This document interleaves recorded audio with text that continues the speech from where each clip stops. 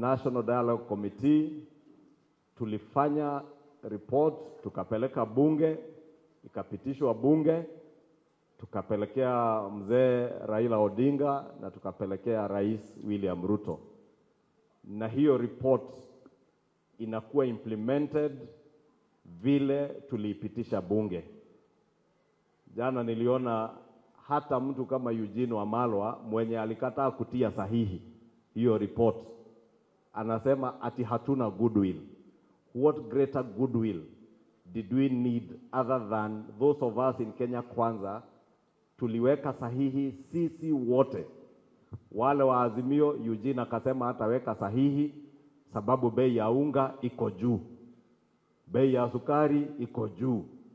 Sasa huyu Mithika Linturi na Rais William Ruto wametupea subsidized fertilizer. Bei ya unga Eugene akikataa kutia